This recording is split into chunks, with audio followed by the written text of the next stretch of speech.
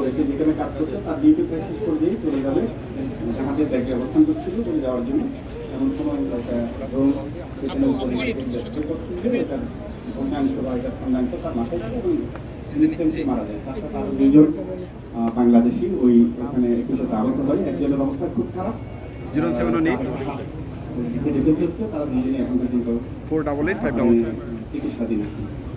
তো আমি আজকে আমরা ফরমালি মাননীয় প্রবাসী কল্যাণ মন্ত্রী মহোদয়, মাননীয় প্রবাসী কল্যাণ প্রতিমন্ত্রী মহোদয় এবং আমাদের পররাষ্ট্র প্রতিমন্ত্রী মহোদয় এখানে আমাদেরকে আনুষ্ঠানিকভাবে ধন্যবাদ করেছেন। স্থানীয় আইন বিষয়ে ছিলেন আমাদের সন্দীপের কৃতি সন্তান জনাব তেনজিন ভাই, উনি আমাদের পাশে আগেও ছিলেন। বেশি কিছু বলে নাই, টাকা মাননীয় প্রধানমন্ত্রীর কাছে আমরা কৃতজ্ঞতা জানাই। ঠিক আছে, যে আমাদের এই দুর্যোগকালীন সময়ে আমাদের পাশে ছিলেন, যার কথা না বললেই নয়, চট্টগ্রাম প্রশাসনের মাননীয় জনাব সাইদার রহমান। তিনি পরিবারের সাথে তারপর থেকে প্রতিদিনই তার একটা রুটিন কাজ ছিল আমাদের পরিবারের খোঁজখবর নিয়ে। এবং এদের পরে আবারও গেছেন তারেকে নিয়ে আসে সেই পর্যন্ত পর্যায়ে পরে তার লেখাপড়ার দায়িত্বটা উনি নিয়েছেন। সেই জন্য আমি পরিবারের পক্ষ থেকে তার কাছে কৃতজ্ঞতা জানাই।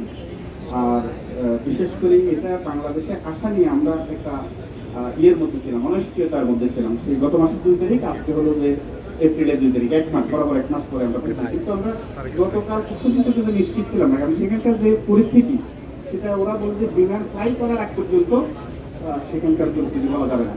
যখনই আজকে 12:30টার দিকে ওখানে বললো যে না বিমান উঠে গেছে, আলহামদুলিল্লাহ আমরা তখন নিশ্চিত হলাম যে আমরা ডেড বডিতে পাচ্ছি।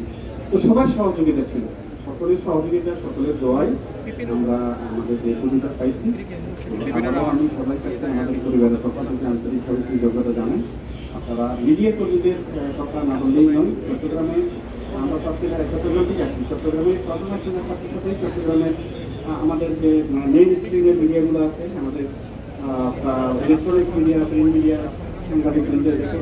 আরে ভাই নিয়ে স্মৃতিচারণ না করে কি বলে, এত ধন্যবাদ দিয়ে কি হবে। তারা তাদের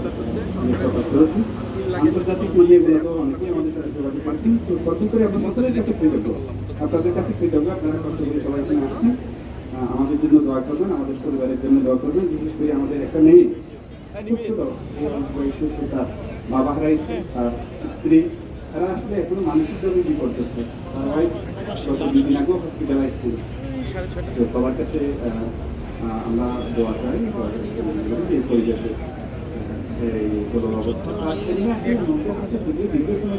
বাংলাদেশের খুব বেশি একটা আমি ভালো এরকম না, ওরা কোনোভাবেই হয়তো চলে যাচ্ছিল আর কি।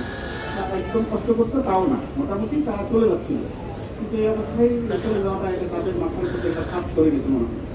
যাই হোক, আমাদের সরকার বাহাদুর এখানে এগিয়ে আসছেন, এই জন্য আমরা তাদেরকে আন্তরিকভাবে ধন্যবাদ জানাই।